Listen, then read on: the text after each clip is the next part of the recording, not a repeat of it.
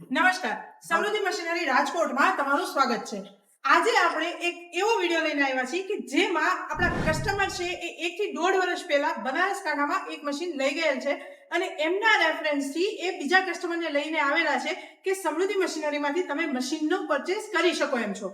તો આવો એના જ મુખેથી જાણીએ કે એમનું મશીન કેવું ચાલે છે, એમનો બિઝનેસ કેવો ચાલે છે, એ મશીનમાં 1.5 વર્ષથી શું દડે છે, કેવું કમાય છે અને અમારી સાથે એમનો અનુભવ કેવો રહ્યો.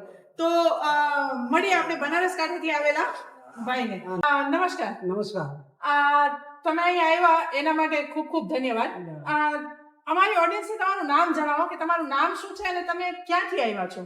મારું નામ જયપાલ રાયસિંહભાઈ હેમાભાઈ છે. ગામ સોઈગામના છો, તાલુકો સોઈગામ છે, બનાસકાંઠાથી આવ્યા છે.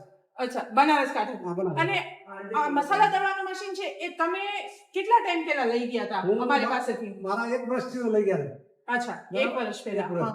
ઓકે. એમાં છે ને ધંધો બીજો સારો ચાલે છે, બરાબર.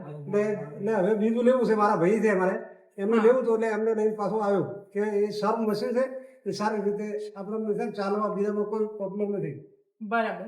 એટલે ટૂંકમાં અમારા સાથેનો અનુભવ તમને 1 વર્ષમાં કેવો રહ્યો કે ભાઈ સર્વિસ બાબતે કે મશીન બાબતે કે બધી રીતે? પ્રોબ્લેમ નથી, એકદમ ફ્રેશ છે. બરોબર હતી, કોઈ એમાં મેન્ટલ ખર્ચો આવતો નથી. એટલે દાડામાં છે ને 1500 થી 1000 રૂપિયા કમો કાયમી છે. અચ્છા, હવે 1500 થી 2000 રૂપિયા પર ડે ની તમારી ઇન્કમ છે આ 3 HP ના મશીન. 3 HP ના મશીન. બરાબર. અને તમે શું દળો છો? આ અમારું 3 HP નું જે મશીન તમે લઈ ગયા હતા એમાં તમે શું કઈ વસ્તુ દળવામાં તો હાલ છે ને બેન એક જ ખાલી મરચો જ દળો છે. બીજા બધા કોઈ મસાલો આવે તો દળી આલો, કોઈ ગ્રાહક નો બાકી અમે દળતા નહીં મસાલો. મરચું જ એક દળે ખાલી આલો, મરચાનો વ્યવસાય છે. ખાલી મરચામાંથી તમે દિવસનું 1500 થી 2000 રૂપિયા કમાઈ લો છો. સરસ. કાયમનો 20 કિલો મરચું થાય કમ સે કમ. બરાબર. અને બીજું કોઈ જે તમે ઓડિયન્સને કહેવા માંગતો હોય કે ભાઈ આપણે ગુજરાતમાં છે તો અત્યારના ગુજરાતના યુવાનો કે બીજા અત્યારના જે પથ્થરની ચક્કી ચલાવતા હોય, આવા ઘણા બધા લોકો છે.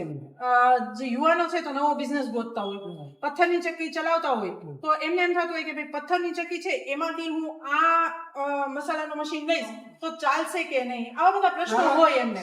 તો એમને તમે શું કહેશો? એમને કહેવામાં આવે કે પથ્થરની ઘંટી કરતા આમાં સારું રહેશે, આ ઘંટી ચલાવો આમાં તમારે છે ને ધંધો સારો ચાલશે, એટલે આ છે ને વ્યવસાય સારો છે. બરોબર. પથ્થરની ઘંટીમાં છે ને પ્રોબ્લેમ પડે છે, પથ્થરનું ઘડીક કોઈ ટાંકવાની પડે, કોઈ પથ્થર ઘસાઈ જાય, બધા કોઈ મોટું કાઢવા પડે, ઝાડું કાઢવા પડે, એનો પ્રોબ્લેમ રહે છે. ને આમાં કોઈ પ્રોબ્લેમ રહેતો નથી. ને મારા ફ્રેન્ડે હવે છે ને આ કટરવાળી ઘંટી લઈ ગયો આટાની. બરાબર. એટલે તમે આટાની જે લેવાનો ચોઈથી જ લેવાનો છે. અચ્છા, એટલે આમાંથી લઈ જ જવાનું.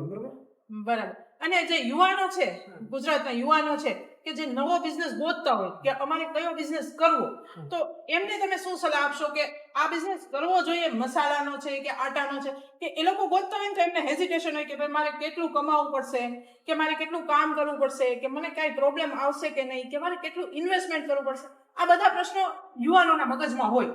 તો એમને તમે શું કહેશો કે આ બિઝનેસ કરવો જોઈએ કે નહીં? બિઝનેસ કરવો જોઈએ. આમાં કોઈ છે ને કોઈ ચિંતા કે ડરવાની જરૂર નથી. આપણે છે ને જો તમે મોરથી થાકી દો તો ન ચાલે, એમાં થાકવાની જરૂર નથી. ધંધો છે ને સોલટ ચાલે. હા, ધંધો છે ને હિંમત રાખીને હેડો ને તો ધંધો કોઈ દાડો બંધ થતો નથી. એટલે આમાં બિઝનેસ રહે જેને કરવાના માટે સારું સારું છે. બરોબર. એ ફરે બીજો ધંધો કરે કરતા આ ધંધો સારો. મસાલાનો કરે, દાવે તો એમને ઘટી આટાની કરે, કોઈ આ મરચોની કરે, પણ બિઝનેસ આ સારું છે એટલે વ્યવસાય સારો. બરાબર.